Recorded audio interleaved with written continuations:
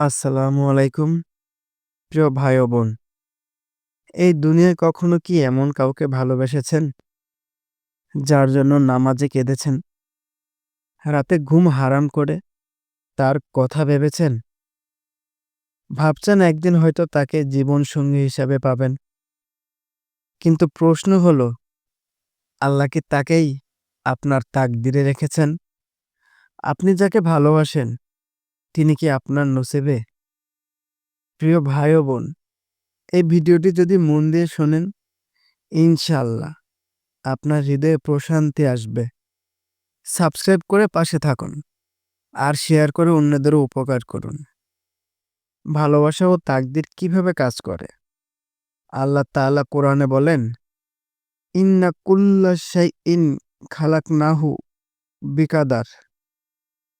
অর্থ, আমি সবকিছু নির্দিষ্ট পরিমাণ অনুযায়ী সৃষ্টি করেছি। অর্থাৎ, আপনি যার প্রতি আকৃষ্ট হয়েছেন, তিনি হঠাৎ করে আপনার জীবনে আসেননি। কিন্তু তিনি কি হালালভাবে আপনার জীবনে থাকবেন, নাকি দুনিয়ার একটি কঠিন পরীক্ষা? এই প্রশ্নের উত্তর আল্লাহর কাছেই আছে। সত্যিকারের ভালোবাসা তখনই পূর্ণতা পায়, যখন তা হালাল সম্পর্কে রূপ নেয়।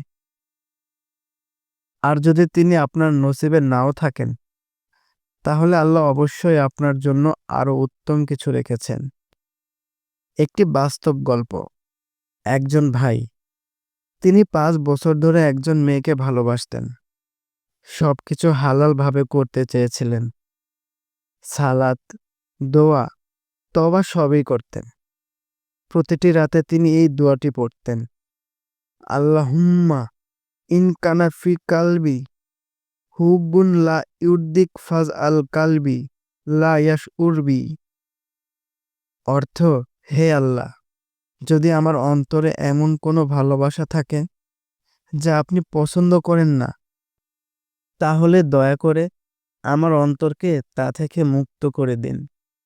এক সময় সেই মেয়ে অন্য কাউকে বিয়ে করে ফেলেন। উনি ভেঙে পড়েন, কিন্তু কয়েক মাস পরেই তার জীবনে এমন একজন আসেন, যিনি শুধু ভালোবাসেন না, বরং দুনিয়া ও আখিরাতের সঙ্গী হয়ে ওঠেন। এখন উনি বলেন, আলহামদুলিল্লাহ, আল্লাহ আমাকে যেটা থেকে বাঁচিয়েছেন, তা না হলে আমি আজ হারিয়ে যেতাম। হালাল ভালোবাসা কেমন? রাসূল সাল্লাল্লাহু আলাইহি সাল্লাম বলেছেন, দুনিয়া হলো উপভোগের স্থান, আর দুনিয়ার শ্রেষ্ঠ উপভোগ হচ্ছে নেককার স্ত্রী। অর্থাৎ, ভালোবাসা শুধু রূপ বা কথার প্রেম নয়, বরং আখিরাতের সহযাত্রী খুঁজে নেওয়া জরুরি। যিনি আপনাকে জান্নাতের পথে নিয়ে যাবেন, সেই হলেন প্রকৃত জীবন সঙ্গী।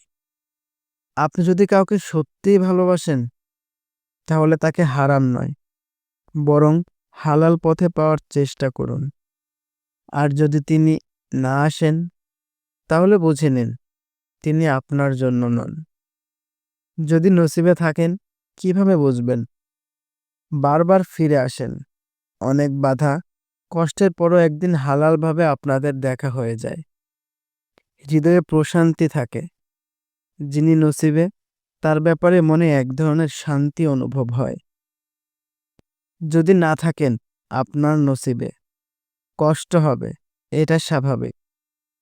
আপনি যার জন্য দোয়া করতেন, যিনি আপনার হৃদয়ে জায়গা করে নিয়েছেন, যদি তিনি অন্য কারো হয়ে যান, তবে ভেঙে পড়া খুবই মানবিক।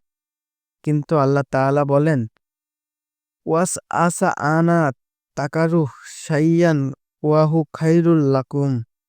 অর্থ, তোমরা হয়তো কোনো কিছু অপছন্দ করো, অথচ তা তোমাদের জন্য উত্তম।